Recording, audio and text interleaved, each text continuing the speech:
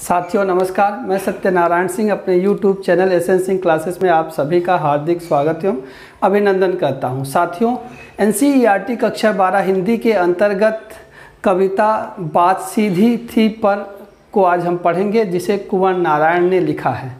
बात पे एक कविता मुझे याद आती है कुमार विश्वास की कि बात करनी है बात कौन करे, दर्द से दो दो हाथ कौन करे, हम सितारे तुम्हें बुलाते हैं पर चांद ना हो तो रात कौन करे, हम तुझे रब कहें या बुत समझे, अब इन स्थितियों में जात पात कौन करे। हम बात कुमार विश्वास की नहीं करेंगे, हम बात करेंगे कुंवर नारायण की कविता बात सीधी थी पर का। लेकिन बात के संदर्भ में एक बात और समझ में आती है कि आप शब्दों की दुनिया में हैं और शब्दों की दुनिया में होने पर यह होता है कि शब्द ही आपको अर्श पर बैठाते हैं और शब्द ही आपको फर्श पर गिराते हैं। तो शब्दों को सहेजना और उनको बरतना सीखना होगा। अगर आपको शब्दों के बरतने का सलीका आ गया तो विश्वास कीजिए आपसे सफल कोई दूसरा व्यक्ति नहीं होगा। बात कविता की करते हैं कि बात सीधी थी पर ये कथ्य और माध्यम के दर्द को उकोड़ते हुए भाषा की सहजता की बात करती है और बात कहती है कि हर चीज़ के लिए एक निश्चित शब्द होते हैं, हर बात के लिए एक निश्चित शब्द होते हैं। यानी आप कोई बात कहना चाहते हैं तो उसके लिए एक निश्चित शब्द है, उसी के द्वारा आप सबसे प्रभावशाली ढंग से अपनी बात कह सकते हैं। जिस प्रकार से हर खांचे के लिए एक स्क्रू होता है, अगर खांचे के साइज़ का स्क्रू होगा तभी उसमें फिट बैठेगा, अगर वो साइज़ का नहीं होगा तो उसमें फिट नहीं बैठेगा।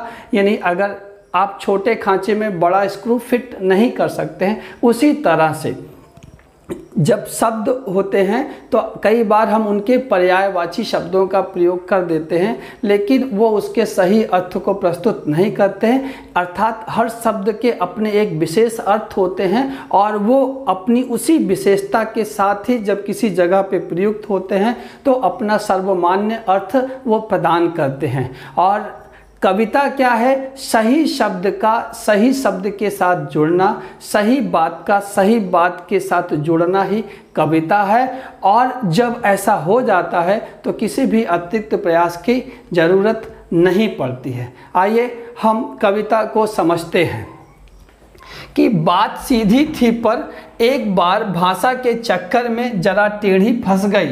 उसे पाने की कोशिश में भाषा को उल्टा पलटा, तोड़ा मरोड़ा, घुमाया फिराया कि बात या तो बने या फिर भाषा से बाहर आए। लेकिन इससे भाषा के साथ साथ बात और भी पेचीदा होती चली गई। सारी मुश्किल को धैर्य से समझे बिना मैं पेच को खोलने की बजाय उसे बेतरह कसता चला जा रहा था, क्योंकि इस करतब पर मुझे साफ सुनाई दे रही थी तमाशबीनों की शाबाशी और वाह वाह।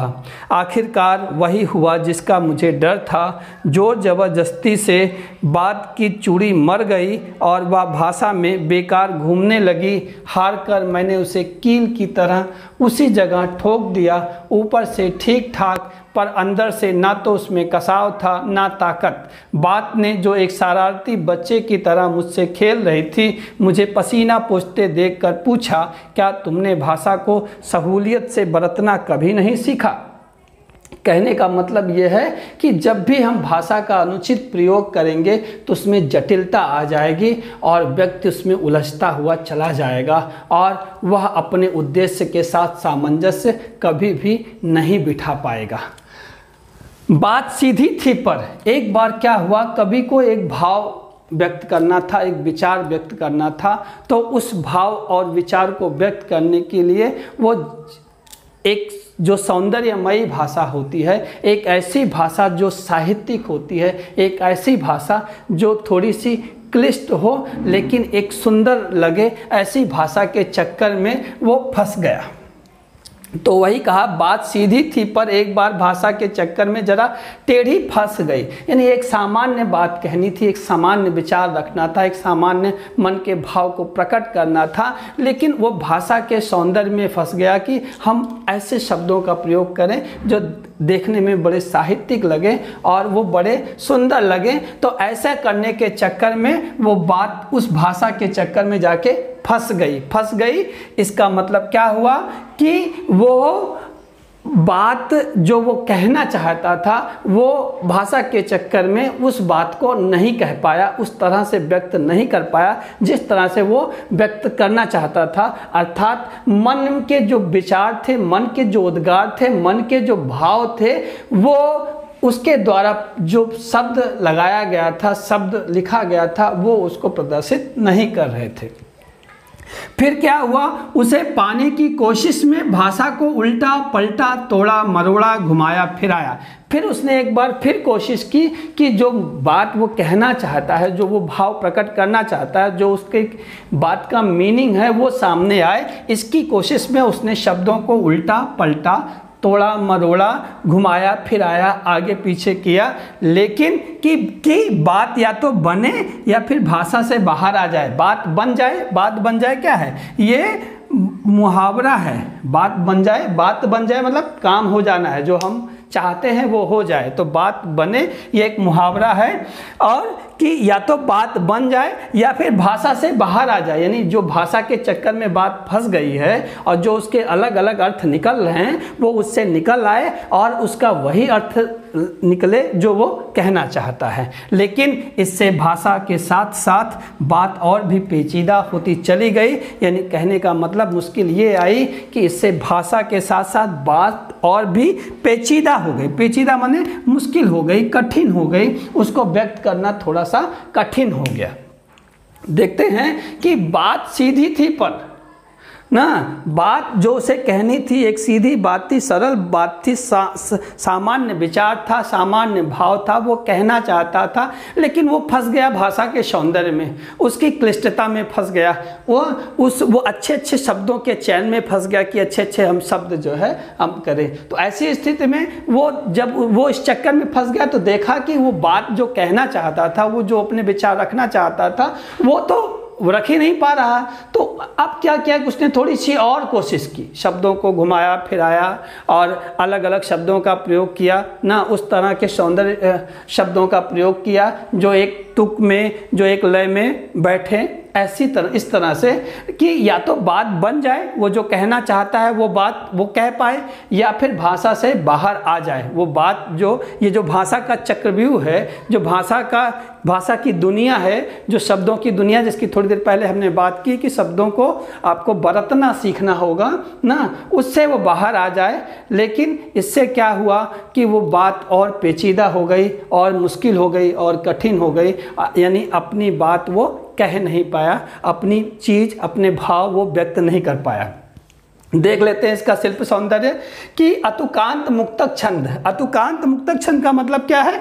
तुकांत मुक्तक छंद यानी एक तुक मिले, एक जैसा तुक, एक जैसा शब्द अंत में आया, एक जैसा अक्षर अंत में आए, एक जैसा वर्ण अंत में आए, तो वो तुकांत होता है। लेकिन यहाँ कुछ नहीं है, इसलिए क्या हुआ, अतुकांत। और मुक्त छंद है, यानी कहीं पे कोई छंदों की बाध्यता नहीं है। तो अतुकांत मुक्तक छंद का प्रयोग शिल्प सौंदर्य में आप जो है लिख देंगे बिना कुछ सोचे समझे। कोई सोचना समझना नहीं है, कोई भी पद आ जाए आपको ये लाइन लिखनी है। दूसरा है अनुप्रास एवं पुनरुक्ति प्रकाश अलंकार। जब हम अलंकार लिखते हैं कि ये अलंकार है तो आपको वो लाइन दिखानी पड़ती है, वो लाइन भी साथ में लिखनी पड़ती है कि हाँ भाई इस लाइन में ये अलंकार है। तो आप ये देखिए कि कहाँ कहाँ पे अनुप्रास अलंकार है। तो ये देखिए उल्टा पलटा यहाँ पे अनुप्रास है, तोड़ा मरोड़ा यहाँ पे अनुप्रास है, घुमाया फिराया यहाँ पे अनुप्रास है।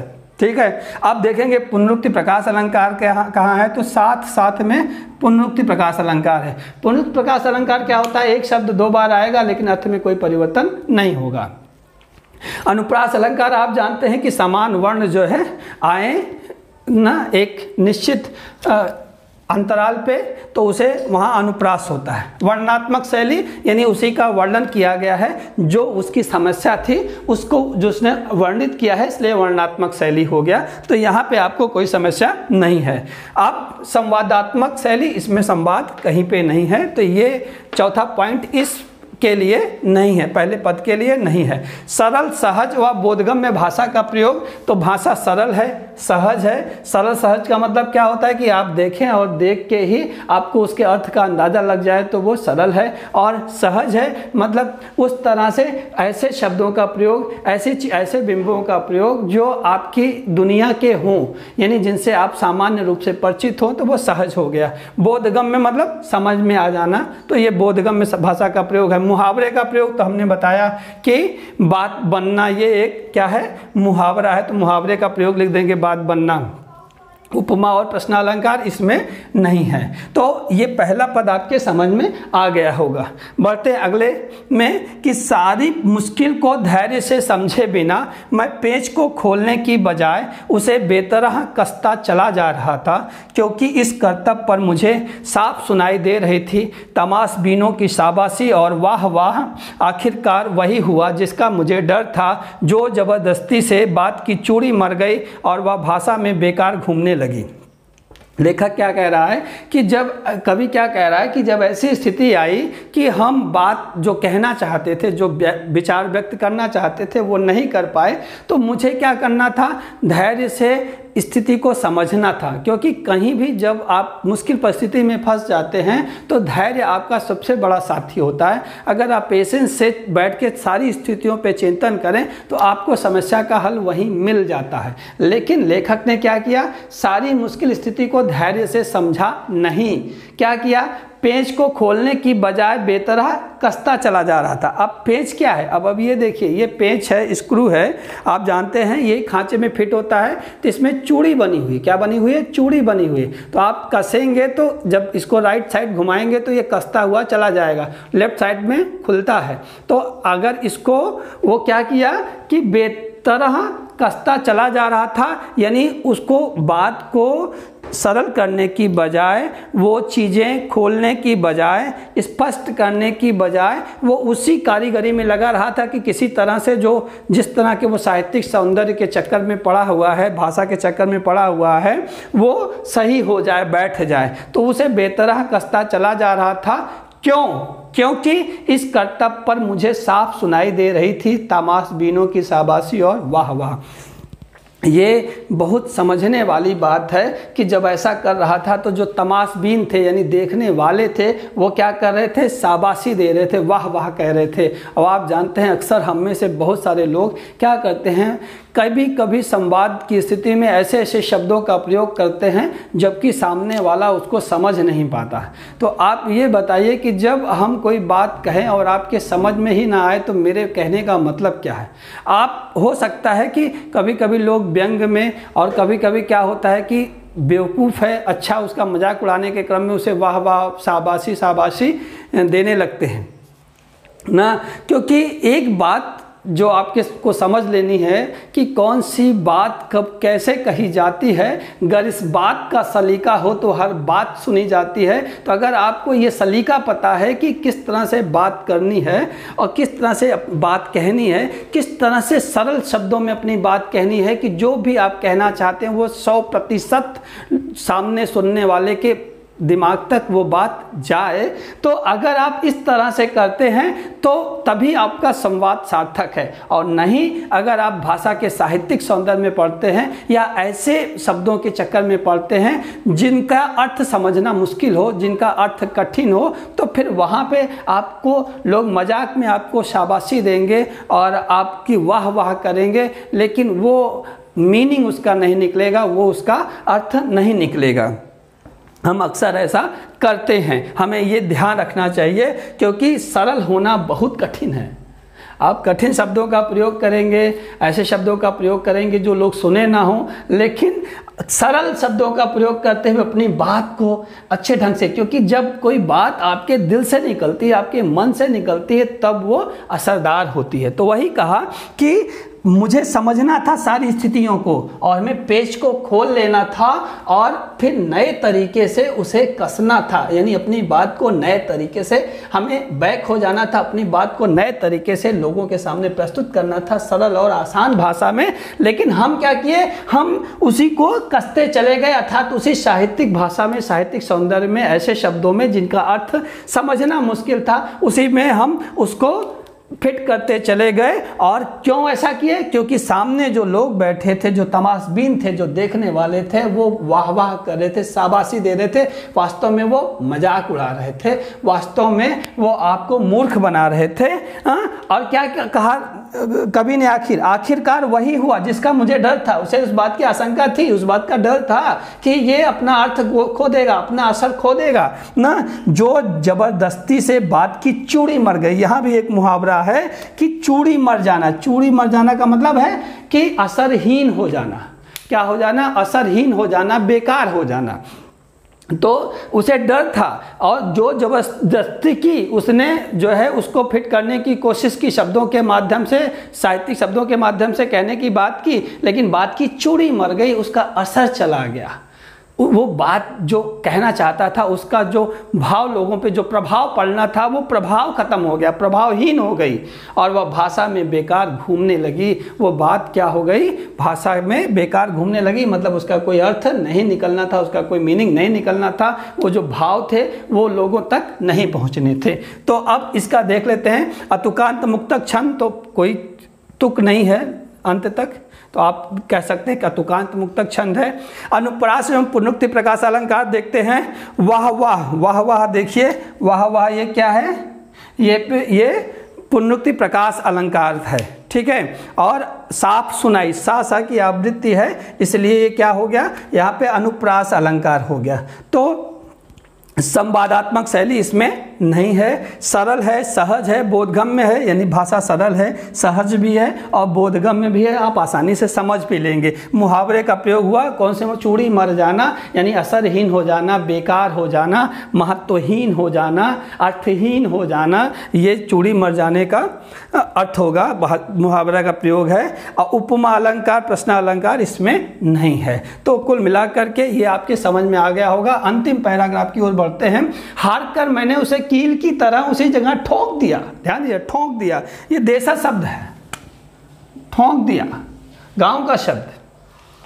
हार कर मैंने उसे कील की तरह उसी जगह ठोक दिया, ऊपर से ठीक ठाक पर अंदर से ना तो उसमें कसाव था ना ताकत। बात ने जो एक शरारती बच्चे की तरह मुझसे खेल रही थी, मुझे पसीना पोंछते देखकर पूछा, क्या तुमने भाषा को सहूलियत से बरतना कभी नहीं सीखा ना? तो ये है कि जब वो थक गया, हार गया कि अब बात नहीं बनने वाली, अब मैं जो कहना है वो नहीं, तो उसने क्या किया? उसको वहीं ठोक दिया, यहीं वहीं पे छोड़ दिया कि हार कर कील की तरह उसी जगह ठोक दिया। और जब इसकी चूड़ी मर जाएगी तो क्या होगा? उसको ठोक देगा तो क्या होगा? अभी ऊपर से तो लगेगा भाई ठीक है, पेंच एकदम सही है, लेकिन ना उसमें कसाव है ना उसमें दम है। तो वही हुआ, कील की तरह वो चूड़ी मर गई तो पेंच नहीं, कील हो गया। तो वो क्या किया? उसी जगह ठोक दिया, ऊपर से ठीक ठाक, ऊपर से दिखने में तो भाई सुंदर है, बढ़िया है, ठीक ठाक है, पर अंदर से ना तो उसमें कसाव था ना ताकत। यानी क्या हो गया? पेच में ना कसाव है ना ताकत, मतलब ना बात में दम है ना बात में असर है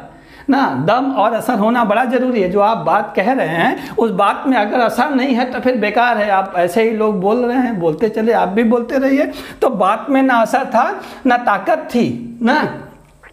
बात ने जो एक शरारती बच्चे की तरह मुझसे खेल रही थी। कभी कह रहा है कि वो बात क्या कर रही थी? हमसे खेल रही थी ना। कैसे? शरारती बच्चे की तरह। तो बात का देखिए, शरारती बच्चे की तरह खेल रही थी, मानवीकरण कर दिया गया है, बात का मानवीकरण कर दिया गया है कि शरारती बच्चे की तरह खेल रही थी। किससे? कवि से ना। क्यों? क्योंकि कवि उसमें फंसता चला गया और मुझे पसीना पोंछते देख, पापा, अनुप्रास अलंकार यही मिल गया, ध्यान रखा कीजिए। मुझे पसीना पोंछते देख कर पूछा तो जैसे पूछा तो प्रश्न अलंकार हो गया, पूछ लिया तो प्रश्न अलंकार हुआ। पूछा, क्या तुमने भाषा को सहूलियत से बरतना कभी नहीं सीखा?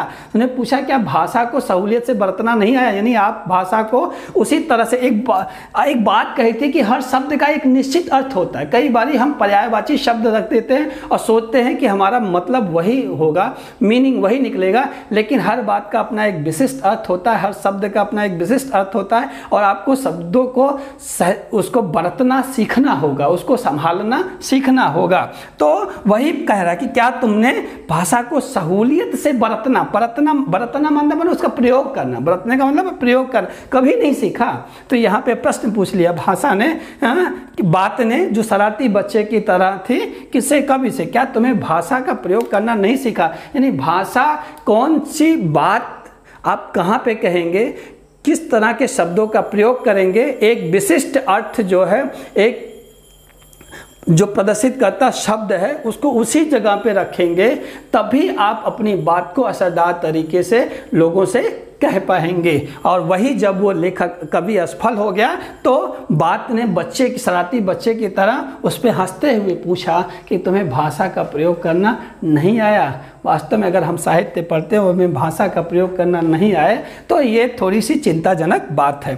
शिल्प सौंदर्य देख लेते हैं। अतुकांत मुक्तक छंद, कहीं भी तुक नहीं मिला है तो अतुकांत मुक्तक छंद होगा ना। अनुप्रास और पुनरुक्ति प्रकाश अलंकार, यहाँ पे कहीं ठीक ठाक में अनुप्रास अलंकार है, ठीक है। और यहाँ पे क्या है, पसीना पोंछते में क्या अनुप्रास है, कहीं भी कोई दो शब्द दो बार नहीं मिल रहा है, इसलिए पुनरुक्त प्रकाश अलंकार नहीं होगा। वर्णन किया गया है तो वर्णनात्मक शैली है ना। और क्या है, संवादात्मक शैली का प्रयोग है यहाँ पे, क्योंकि यहाँ संवाद हो रहा है, बात और कवि के बीच में बातचीत हो रही है कि क्या तुम्हें भाषा को सहूलियत से बरतना नहीं आया, तो इसलिए संवादात्मक शैली का प्रयोग हुआ है। सरल, सहज और बोधगम्य भाषा, इसमें तो कोई आपको दिक्कत होनी नहीं चाहिए। मुहावरे का प्रयोग इसमें नहीं है ना। या पसीना पोंछना भी आप कह सकते हैं, पसीना पोंछना मतलब परेशान होना, ठीक है। और उपमा अलंकार और प्रश्नालंकार ना। उपमा अलंकार, बात ने जो एक शरारती बच्चे की तरह, देखिए बात की तुलना किसे की गई है, शरारती बच्चे से, तो यहाँ पे उपमा अलंकार है। और लास्ट में प्रश्न पूछ लिया तो इसलिए क्या हो गया, ये प्रश्नालंकार हो गया। इन दोनों का आप बता देंगे। तो मुझे लगता है कि आपको ये बात समझ में आई होगी कि बात सीधी थी पर लेकिन भाषा के चक्कर में किस तरह से वो टेढ़ी हो गई। तो अगर आपको मेरा प्रयास अच्छा लगा हो तो लाइक कीजिए, शेयर कीजिए, और मेरा चैनल अगर सब्सक्राइब नहीं किया हो तो प्लीज़ सब्सक्राइब करें, ताकि इस तरह के वीडियो आपको बराबर हमेशा मिलते रहें। मिलते हैं अगले वीडियो में, तब तक अपना और अपनों का ख्याल रखिए। नमस्कार।